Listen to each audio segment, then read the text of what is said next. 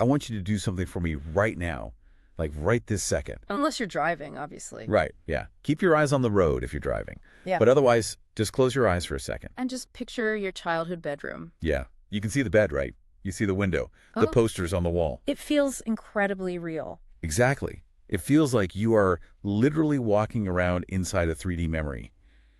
But here's the thing. You're not. Not even close? You are looking at a flat biological scam. I mean, almost everything you think you know about your own mind is wrong. Completely wrong. How you see, how you learn, even how you remember the people you love. It's an illusion. And today, we're going to prove it. And it's an illusion that we have been, frankly, desperately trying to recreate in silicon. Oh, totally. And we are failing spectacularly because we don't even understand the biological machinery inside our own skulls. Welcome to this deep dive into the source material. Today, we are opening up this incredible, honestly, kind of terrifying report. Yeah, the Dahlem Workshop report, exploring brain functions, models in neuroscience. Right. Edited by Donald A. Glaser. He's a Nobel laureate physicist. And Tommaso Poggio. Who is just an absolute pioneer in computational neuroscience. Yeah. And they did something unprecedented with this. They brought together the absolute top minds. AI experts, biophysicists, cognitive scientists. And they essentially locked them in a room. Just answer one fundamental question. How far are we from truly understanding intelligence? And their answers are just a massive wake-up call. I mean, we're standing on the edge of this massive AI explosion, right? So we're told. Yeah. Yeah. We build machines that can outcalculate all of humanity combined. We feed them the sum total of human knowledge. But underneath all this hype is a deeply uncomfortable paradox. Yes. Let's start right there. Set up this first paradox for us. So it's the reality check that should basically keep every AI developer awake at night. Okay. Think about the most advanced AI systems today. When a tech company trains one of these models, they need massive planetary scale infrastructure. Like warehouses of servers. Right. An AI consumes the electrical output of a small nuclear power plant. A literal nuclear plant. It requires rivers of water just to keep the server farms from melting down. It's industrial scale cognition. Exactly. Now look at a human baby. Okay. A baby learns to recognize faces. It grasps complex objects. It understands basic physics. It maps a three-dimensional room. All within, what, a few months? Right. And do you know how much energy that baby's brain runs on to do all of that? I'm assuming it's not measured in megawatts? 20 watts. Wait, 20 watts? 20 watts! That's a dim light bulb. The equivalent of a very dim light bulb. So the AI uses a nuclear power plant. The biological baby uses a dim light bulb. That's insane. And the baby completely obliterates the AI when it comes to basic cognitive flexibility. Why? I mean, I have no idea. The answer isn't in writing better code. It's in a biological architecture that computer science has just been actively ignoring. And that is exactly what we are unpacking today. We're taking you through the mind-bending realities from this workshop. No academic jargon, we promise. None. Just the raw, uncomfortable truth about the machinery inside your head. So the first brutal truth we have to face is about data. Right. The fog of data. We are drowning in data, but we are dying of thirst for actual understanding. Poggio points out a chilling reality here. If you look at the last decade of neuroscience, it looks like an absolute triumph. Yeah, I mean, we have fMRI scans everywhere. We're mapping synapses. The number of published papers looks like an exponential curve pointing straight up. We are measuring the brain to death. We really are. But then you look at the fine print. When you track core theoretical breakthroughs like the actual unifying models of how the brain works, that line hasn't gone up at all. Not at all. It is completely flatlined. Okay, wait, let me push back on this. Yeah. Because common sense says that looking closer is always better. You'd think so. If I want to understand how a massive car engine works, and I take it apart into 1 million individual pieces and lay them on my garage floor, I have all the data. I have every screw, every belt. How can more data be a bad thing? Because you just have the pieces. Okay. Looking at a perfectly photographed spark plug doesn't magically teach you the concept of internal combustion. Oh. And it certainly doesn't teach you how to drive the car. That makes sense. What Poggio and the Dahlem Workshop realized is that neuroscience is suffering from a massive crisis of theory starvation. Theory starvation. Yeah. We just assume that if we collect enough terabytes of neural imaging, the code of consciousness will spontaneously reveal itself. But data without a blueprint is just highly expensive garbage. It is. We see more than we ever have in human history, but we understand less because we lack the overarching model. And the reason we lack that model is because our foundational assumption about the brain's basic building block is fundamentally wrong. This is where it gets really crazy. Right, because if you ask anyone how the brain works, they'll say it's a computer. And neurons are the switches, zeros and ones. Exactly. That is the bedrock of traditional AI. The assumption that a neuron is just a simple binary unit. A signal comes in, it reaches a threshold, and the switch flips on. And if it doesn't reach the threshold, it stays off. Simple. Right. But the Dahlem report just drops a bomb on that idea. They introduce what they call the Dahlem neuron. Yeah. So explain to me why my neurons are not just simple light switches. Well, because a biological neuron is an immensely complex biophysical computing engine all by itself. It is not a dumb relay waiting to be flipped. Right. Real neurons have nonlinear gains. They have built-in time delays. They do multi-scale integration across dendrites. Okay, stop right there. You have to unpack multi-scale integration for me. Fair. Because that sounds exactly like the dense academic jargon we promise to avoid. What does that actually mean inside my head? Okay, think of it this way. Treating a neuron like a light switch assumes it just passively waits for electricity. But a real neuron is more like a massive chemical factory with its own board of directors. Oh, wow. A factory. Yeah. The dendrites, the branches of the neuron, are the different departments of this factory. Okay. They aren't just passing messages along. They're actively voting. They're weighing probabilities, processing analog signals at a subneuronal level. So the neuron isn't just saying yes or no. Nope. It's saying, well, the visual department is screaming at me, but the auditory department is delayed by 3 milliseconds, so I'm going to alter my output frequency. That's wild. A single cell can perform complex pattern recognition before it ever talks to another cell. Exactly. The complexity isn't just in how billions of neurons connect. The complexity is inside every single microscopic node. That is a total face slap to modern computing. It really is. We are trying to simulate a brain by networking billions of simple, dumb switches. But the actual brain is networking billions of literal supercomputers. Which perfectly explains the energy paradox we started with. The nuclear plant versus the 20-watt baby. An AI needs a nuclear plant because it's using brute force with dumb switches. The brain uses 20 watts because its microscopic building blocks are already hyperintelligent. Okay, so if a single cell is already a tiny genius, how does the whole system actually learn anything? Right. Because philosophically, we love the idea of the blank slate. Oh, sure. The idea that a baby is born as an empty hard drive and the world just writes data onto it. Right. It's a beautiful philosophical idea. And it is completely biologically impossible. Wait, why? What's wrong with the blank slate? If your brain were actually a blank slate, you would literally starve to death from the computational overload required just to learn how to walk across a room. I would starve. Walk me through that biological math. Okay, let's look at how that blank slate AI learns. To teach a deep learning model to recognize a cat, you can't just show it a cat. No, you need thousands of pictures. Millions. You have to feed it millions of images. Cats in the dark, cats in the light, orange cats, hairless cats. The machine has to calculate the high-dimensional mathematical function of catness from scratch. It takes massive computational time and energy. It scales exponentially. But a human toddler sees one cat, then he gets scratched by it, and instantly knows what a cat is forever. Yeah. The toddler can recognize a cartoon cat, a lion, a cat carved out of wood. Exactly. Why do you only need one sample when the supercomputer needs a million? I don't know. Why? Because of the immense power of a priori information, prior knowledge. Your learning does not scale exponentially like a machine's. It scales linearly. You do not learn from scratch because your brain comes heavily pre-installed with factory settings. So wait, exactly how much of me was pre-installed before I even opened my eyes in the delivery room? Enough to save you from that computational overload. Seriously. You are born with innate pre-wired assumptions about physics, geometry, biology. Like out of the box. Out of the box. Your brain already expects gravity to exist. It expects objects to be solid. It has a pre-wired template for recognizing faces. So I'm not a blank slate. You are a highly opinionated machine designed to forcefully map the world onto your pre-existing biology. Wow. So my brain is projecting its factory settings onto the world. Exactly. But speaking of how we see the world, let's go back to that visual exercise we started with, the childhood bedroom. Right. I challenged everyone's reality by saying their 3D world is actually flat. And I want to push back on this myself. Go for it. Because I completely reject it intuitively.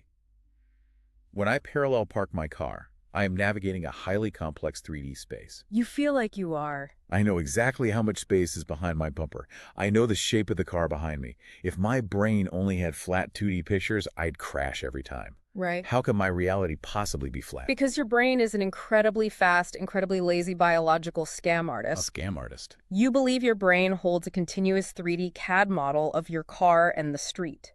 But Bultoff and Edelman's experiments on view interpolation completely dismantle this. What did they actually do in the lab to prove this? So they needed to test visual memory without triggering those pre-installed factory settings. Okay. So they generated completely novel, bizarre computer objects, things the human subjects had never seen before. Like what? Imagine things that look like complex, bent paper clips or lumpy, asymmetric amoebas. Okay, so no prior context, just pure visual processing. Right. They showed the subjects these objects from a few specific flat angles. Okay. Then they rotated the objects on the screen to completely novel angles and asked the subjects, is this the same object? And if I have a true 3D model in my head, I should be able to just mentally rotate my internal hologram. You should. You should just say, yes, that's the amoeba. Right. But humans fail at this. The recognition errors form a massive inverted U-curve. Meaning what? Meaning the further the object rotates away from the exact flat 2D snapshot the subject originally saw, the worse their recognition gets. Really? They literally cannot recognize the object if it's turned too far from the original photo. So wait, my visual memory isn't a 3D hologram at all. It's literally just a scrapbook of flat Polaroids. Yes. You take limited 2D snapshots of the world. That is deeply unsettling. When you are parallel parking, you aren't rotating a 3D model of your car. You are taking rapid-fire flat snapshots of the mirrors, the window, the bumper. And my brain is just guessing the rest. Wildly guessing, interpolating the space between those flat images. It's like a flipbook. An incredibly fast flipbook. Your vivid 3D reality is a cheap parlor trick. Oh, man. Your brain interpolates between flat images so quickly that you perceive continuous depth. Why wouldn't it just store a real 3D model? Because storing true 3D mathematical models would crash the system. It's too much data. Wow. Okay, so I am navigating a complex universe using a biological slide projector. Basically. But that raises an insane question. If my brain is just storing flat Polaroids of the world, who exactly inside my brain is looking at them? Who is responsible for knowing what the picture means? That question takes us to the ultimate showdown in neuroscience, the battlefield of representation. The search for the grandmother neuron. Yes. Who inside your head is responsible for making you recognize your own grandmother? Right. Is it one single, highly stressed cell, or is it an entire mob of cells? For decades, there were two warring factions on this. On one side, you have Barlow's single-cell coding theory, the literal grandmother cell. Okay, explain that one. This theory argues that as visual information moves up the chain from your optic nerve, it gets more and more specific. Lines, then shapes, then faces. Exactly. Until finally, one single, highly specialized neuron at the top of the pyramid fires only when you see your grandmother's face. But logically, that sounds like a disaster. It is. If my grandmother's cell is just one neuron, what happens if I bump my head, kill that one single cell, and permanently forget my grandmother? Exactly. It's way too fragile. And worse, it causes a combinatorial explosion. What's that? If you need one cell for your grandmother, you also need one for your grandmother smiling, your grandmother frowning, a cell for your dog. A cell for every coffee cup I've ever held. Yes. You would physically run out of brain cells. A biological hard drive crash. Right. So the single-cell theory doesn't work. So what was the competing theory? Hebb's distributed population coding. This theory argues the exact opposite. Okay. Your grandmother isn't stored in one cell. She is represented by a massive distributed pattern of hundreds of thousands of cells firing all across the brain at once. Like a unique constellation of stars. Yes. It's incredibly flexible and damage-resistant. But I'm guessing there's a flaw here, too. A fatal flaw. How do you distinguish overlapping constellations? What do you mean? If the thousands of cells representing grandmother overlap with the thousands of cells representing coffee cup. Oh, I see. How does the brain know if you are seeing your grandmother drinking coffee or a giant coffee cup wearing your grandmother's glasses. Because the signals get cross-contaminated. It's like trying to listen to two radio stations playing on the same frequency. Precisely. So if both theories are flawed, how do I actually recognize her? How did the experts in this report solve the grandmother problem? They arrived at a brilliant compromise. They call it the old lady cell model. The old lady cell. Or scientifically generalized radial basis functions. Okay, stop. Generalized radial basis functions. You need to translate that into plain English right now. Fair. Imagine it like a police sketch artist. Right. You don't have one single cell that perfectly captures your grandmother in all her detail, but you also don't use the whole entire brain to represent her. So what do you use? You use a small, dedicated committee of coarsely tuned cells. A committee? Right. One cell responds to gray hair, another responds to wrinkled smile, another responds to glasses. Okay. Individually, these cells are blurry and generic, but when this specific small committee votes together, the overlapping basis functions perfectly pinpoint your grandmother. So it's a trade-off. It has the flexibility of a crowd, but it's small enough that it doesn't overflow the system's capacity. Precisely. It compresses the memory flawlessly. But that creates an even bigger problem, doesn't it? Oh, a massive one. Because if a memory or an image is scattered across a committee of different cells, how does the brain stitch it back together? Right. If the gray hair cell's over here and the glasses cell is over there, what connects them? This is the holy grail of cognitive science. It is known as the binding problem. Okay, let's talk about the binding problem, because this blew my mind. It's incredible. Why do you see a unified, shiny red apple? Why don't you see a floating patch of red color on the left, a disconnected round curve on the right, and experience a random sweet smell a second later? Because the literal features of that apple, its color, its shape, its location, its smell, are processed in entirely different geographic regions of your brain. Right. The visual cortex processes the red, the parietal lobe processes the location, the olfactory bulb processes the smell. But there's no physical glue pulling them together. There is no central theater screen in the middle of the brain where all these inputs finally meet up and say, behold, the apple. There is no space where they meet. So how does the brain sew this broken, fragmented world back together? Not with space, with time. Time. There is only rhythm. Rhythm. Like a heartbeat. More like a high-speed metronome. Yeah. This is the concept of temporal synchrony. Okay. Wolfsinger and his colleagues discovered something absolutely magical.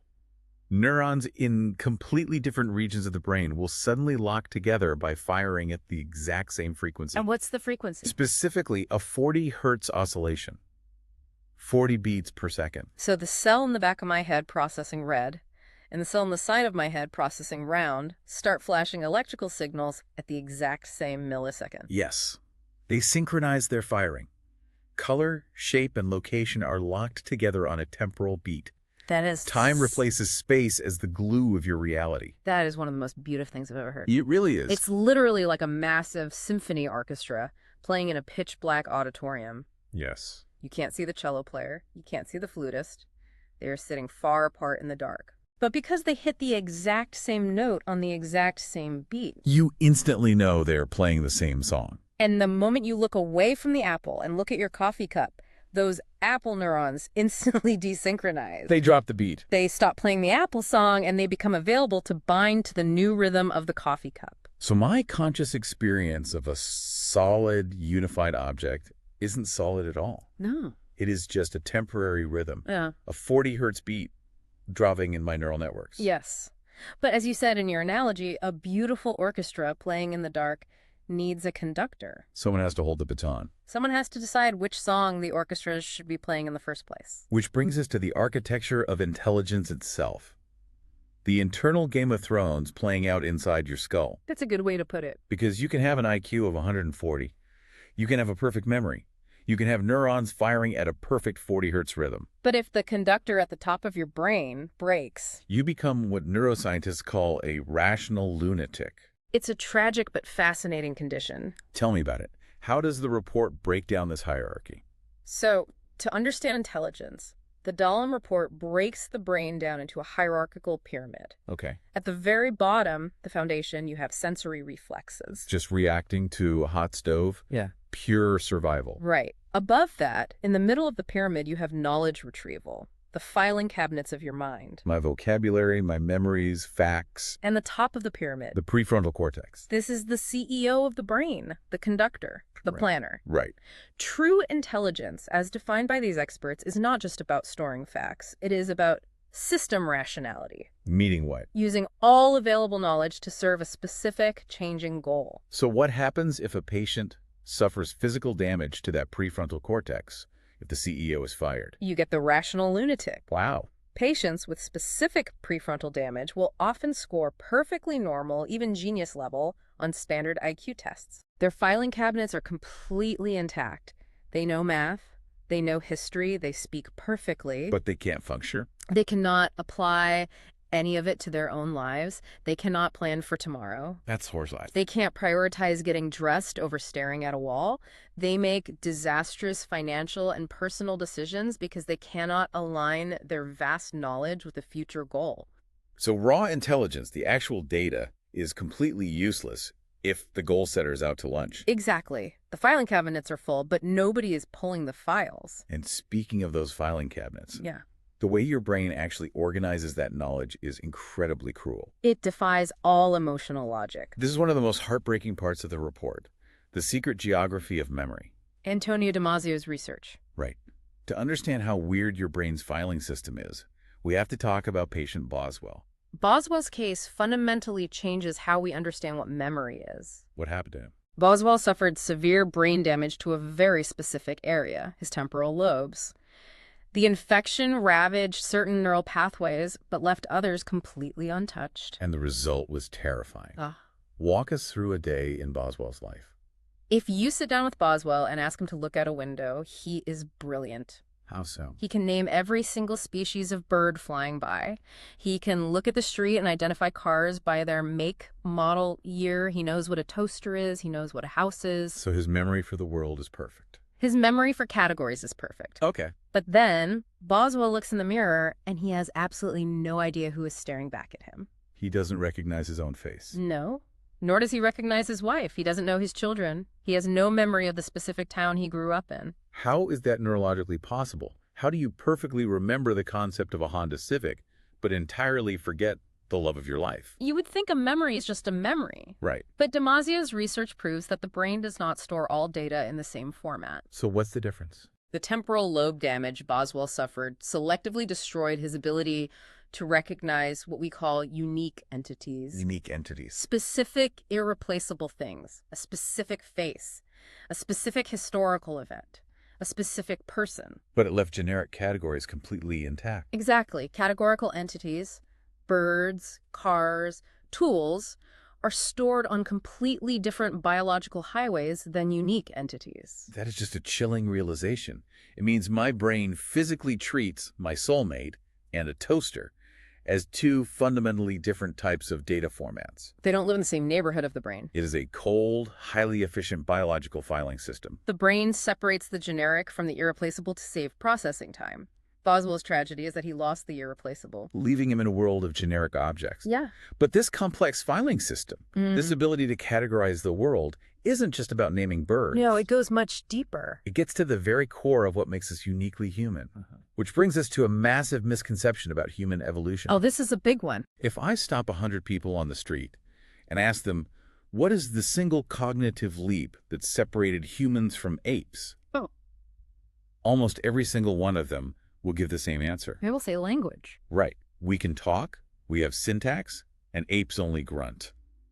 We view language as the soil from which human intelligence grew. And we have it completely backwards. Backwards. The mental model, the unique human software, had to exist long before the first word was ever spoken. This is based on David Premack's findings, right? Yes. Premack spent his career comparing the cognition of chimpanzees to human children. Break down what he found, because chimps are incredibly smart. Chimps are brilliant. They can solve complex spatial puzzles. They can learn sign language. They use sticks as tools to fish for termites. But Premack found a fundamental cognitive gap that has nothing to do with vocabulary. What is it? The true human difference comes down to two things: spontaneous pedagogy and causality. Let's start with pedagogy. You mean the urge to teach? Yes. Animals learn almost entirely by imitation. A young chimp watches an older chimp use a stick to get termites, and the young one tries to copy it. But the older chimp never stops what they are doing, walks over, and adjusts the younger chimp's grip on the stick. They don't actively instruct. Exactly. But human toddlers will try to teach things to adults. We are biologically driven to instruct each other. We have an innate urge to correct and transfer knowledge. Yes. And the second part is our absolute obsession with causality. Causality. Finding the cause of things. Right. If an apple falls out of a tree and hits a dog on the head, the dog smells the apple and eats it. Okay. If an apple falls on a human's head, the human looks up the branch and asks, why did that fall? So my dog doesn't sit around wondering why the tennis ball bounces. He just chases it. Exactly. Humans are cursed with needing to know the invisible mechanics behind the ball. We demand causes. We organize the world into hierarchical chains of events. Premack argues that this specific mental model, the overwhelming need to teach others, and the desperate need to find invisible causes, created a highly unique, fertile soil in the prefrontal cortex. So language was just the inevitable plant that grew out of that soil. Language didn't create the human mind. The human mind created the conditions where language was suddenly useful. And this obsession with why, this need to figure out how one thing causes another, turns the brain into something highly specific. It turns the brain into a biological fortune teller. Which brings us to another concept that completely flips our everyday experience on its head. The brain as a prediction machine. Right. Because if you ask me how I interact with the world, I'd say I react to it. You feel like you react. So I walk into a room, I see a chair, my brain processes the chair, and I make a decision to sit down.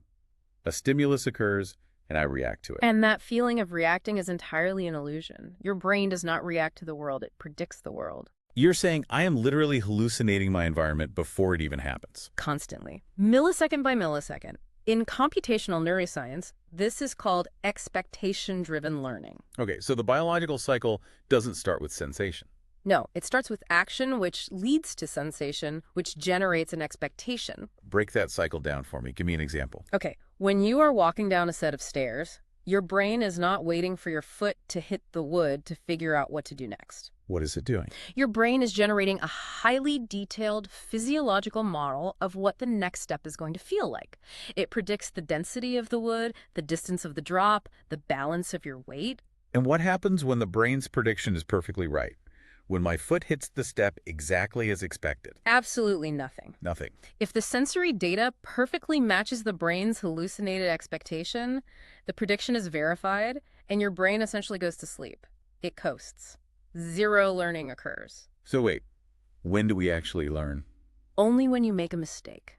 A learning signal in the brain is only triggered by prediction failure. It's called prediction error. Like when I expect the final step to be there, and it isn't. Yes, you step into thin air. In that exact millisecond, a massive spike of neural activity jolts your system awake. The brain scrambles, wildly firing neurochemicals to update its model of the stairs so you don't die next time. So learning, on a strictly biological level, is literally the feeling of being wrong. Yes. If I'm sitting on my couch, perfectly comfortable, and everything around me is 100% predictable, my brain is biologically stagnating. Your brain is an engine designed purely to reduce uncertainty in its environment. The moment it succeeds, it powers down to save energy. That explains so much about human nature and why we get bored. It really does. But this prediction engine mechanism raises an absolutely wild question.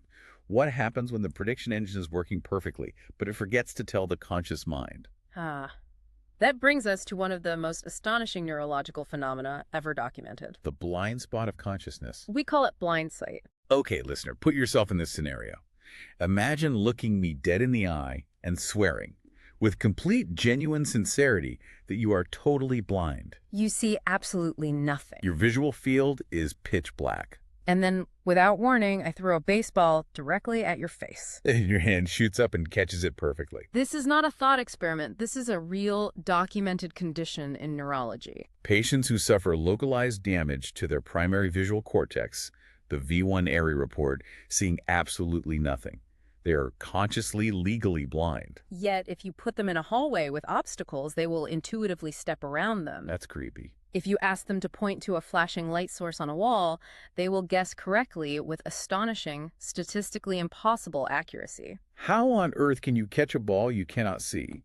How does the visual data bypass the conscious mind entirely?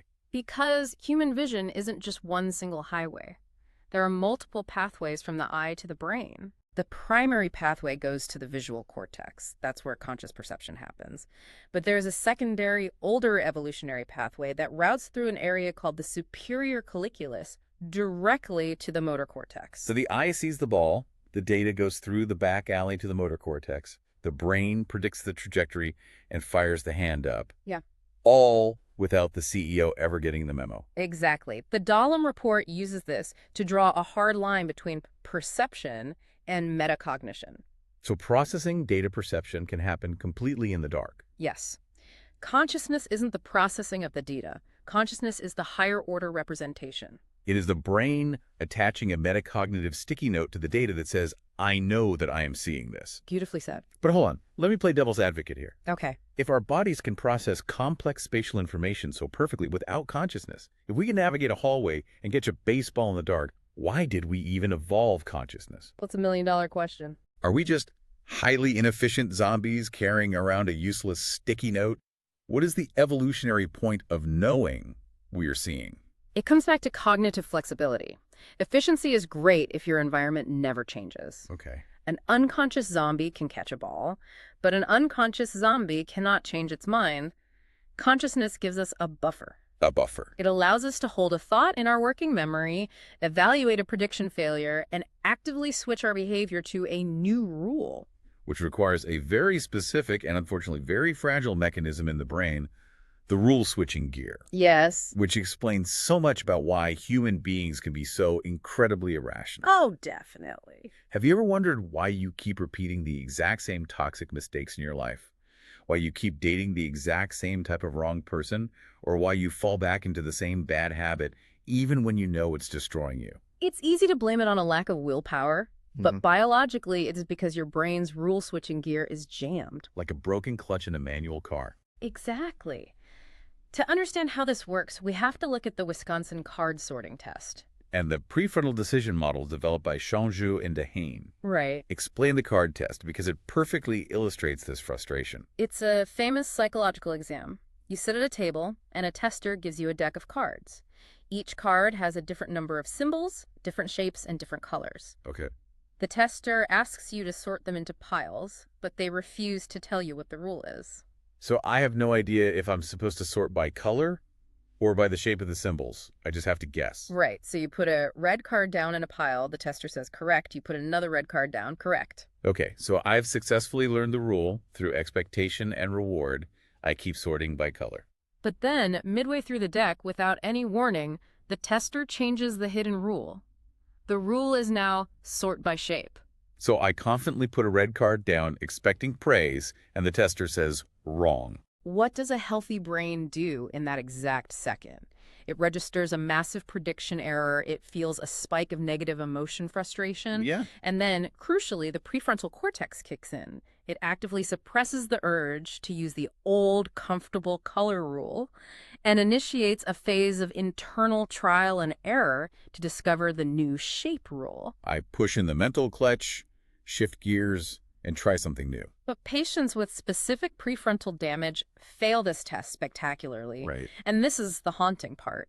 They get the negative feedback. They understand they are wrong. You can see them getting frustrated. But they can't stop. Their brain physically cannot suppress the obsolete model. They will stubbornly, obsessively keep sorting by color over and over, even as they are continuously punished for it. It is exactly like driving a manual car with a broken clutch.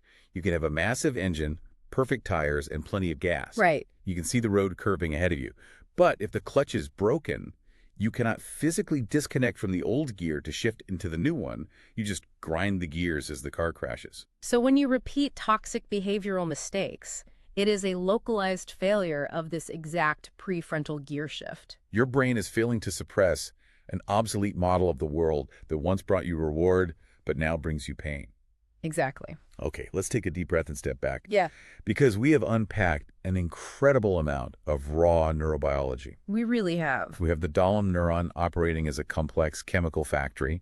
We have the flat 2D visual snapshots interpolating reality. We have the 40 hertz rhythm binding the broken pieces together. We have the CEO of the prefrontal cortex trying to shift gears. Right. So the ultimate question of this entire report is, how do we put all these biological pieces together to build a true artificial mind? Which brings us to the blueprint for artificial general intelligence, or AGI, the ultimate holy grail of silicon. The Dahlem consensus. This report is effectively a treasure map for building AGI, and the truly astonishing part is that this map was drawn up over 30 years ago. Wow. The AI developers making headlines today are just now catching up to what these neuroscientists laid out. What is the map? What did they conclude? The consensus of the workshop was a massive warning against extremism. They realized you cannot build true intelligence from the top down using purely symbolic logic and rigid programming. But you also can't build it purely from the bottom up, using billions of dumb binary threshold switches. Exactly. So what's the middle path? You need hierarchical multi-scale models, meaning the AI system has to integrate biophysics at the microscopic level all the way up to high-level cognitive architecture. It needs the internal complexity of the Dahlem neuron. Yes. It needs a mechanism equivalent to the 40 Hz temporal synchrony to dynamically bind features on the fly without rigid wiring. And it needs the prefrontal rule-switching clutch to evaluate its own errors and suppress obsolete models. Exactly. But look at the landscape today. Look at the massive large language models we're interacting with. Are modern AI systems actually following this biological blueprint? They are slowly being forced to. How so? Well, current deep learning is adding attention mechanisms, which mimics focusing. They are adding predictive coding, which mimics our expectation-driven learning. They are adding hierarchical layers. But they're still missing the most critical puzzle piece. They are. Which is what? True dynamic flexibility. The biological web's ability to self-organize without a pre-programmed, rigid architecture. We have built the silicon bricks. We are starting to read the architect's blueprints. But we still don't have the biological mortar. The system is still too rigid. And this leads to a very sobering reality check. Because the hype around AI right now makes it feel like we're about to cross the finish line tomorrow. Oh, absolutely. But this isn't the first time humanity thought we were on the verge of cracking the code. We are caught in a massive historical loop. It is the epidemic pattern of scientific hubris. We call it the 25-year loop. Every generation of scientists, without fail, believes they are the ones who will finally build a mechanical god. And every 25 years, the biological brain quietly humbles them. Walk us through this timeline. Prove the loop. It happens like absolute clockwork. In the 1930s, the Gestalt psychologists thought they had mapped the holistic nature of perception. Peak hype. They thought they had the answer. Then it crashed against the complexity of actual biology. In the 1950s, the cybernetics movement claimed they were on the absolute verge of artificial brains based on feedback loops. Peak hype again. And then another crash. And then the 1960s brought the perceptrons. Yes. Frank Rosenblatt built a machine that could learn basic visual patterns. The New York Times literally printed that the perceptron would soon walk, talk, see, write, and reproduce. The hype was deafening. And let me guess. It crashed. It caused the first AI winter. Funding dried up. Then the 1990s brought connectionism, the first real wave of neural networks. Incredible high hopes, followed by another massive plateau when the models couldn't scale. Which brings us to today, the era of deep learning, transformers, generative AI. We are at the summit of another peak. The hype is louder than it has ever been. We think we're at the finish line. Until neuroscience taps computer science on the shoulder, points to a single cell under a microscope, and says, look how complex this one tiny factory still is. You haven't even simulated this yet. So the question is, are we just running on a 25-year hamster wheel? Or is this time actually different? The raw computing power we have today is undeniably different. But if we are fundamentally ignoring the complexity of the Dahlem neuron, if we can't replicate the 40 Hz temporal binding, and if we don't understand the true nature of the prefrontal clutch, history suggests we are speeding directly toward another humbling brick wall. This brings us to the end of our deep dive. Let's synthesize everything we've broken down today, because it is a total paradigm shift. Everything you thought you intuitively understood about your own mind is a functional illusion. Your brain is not a computer filled with binary switches. It is a dense, wet chemical factory. Your rich, continuous 3D world does not exist. It is a flat, lazy illusion stitched together by a really fast flipbook of 2D Polaroids. Time is your only internal glue. A 40 Hz rhythm is the only thing keeping your visual reality from shattering into disconnected colors and shapes. You were never a blank slate.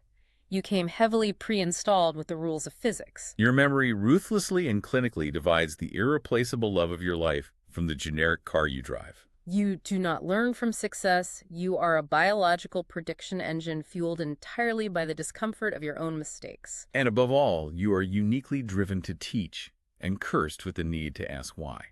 Which leads us to a final provocative thought, something I want you to chew on long after this audio ends. We established that the brain is an engine designed purely to reduce uncertainty. It evolved to predict the physical world, to stop you from falling off a cliff or getting eaten by a predator. It is a survival machine. Right. Its ultimate biological goal is to make the physical world entirely predictable so it can power down and save its 20 watts of energy. So here's the haunting question based on everything we've unpacked from the Dahlem report. If our brains evolved primarily to reduce uncertainty in a physical, three-dimensional environment, are we fundamentally unequipped to understand the abstract nature of consciousness itself? Is the tool simply the wrong shape for the job? If the brain's entire purpose is to ignore complex reality in favor of cheap, 2D shortcuts that just keep us alive. Maybe it is biologically incapable of comprehending its own 40 hertz illusion. The ultimate evolutionary blind spot. We might be trying to measure the infinite depth of the ocean using a ruler that only bends in one direction. I want you to go look in the mirror today. Really look at the face staring back at you. Realize that the reflection you see is not a continuous objective reality. It is being actively, violently constructed, millisecond by millisecond, by a 40 hertz rhythm of blind biological machinery. And remember that patient Boswell could look in that exact same mirror with perfectly healthy eyes and see nothing but a complete stranger. Never stop questioning the reality inside your own head, because that jagged white line on the brain scan, it's never as clean as it looks.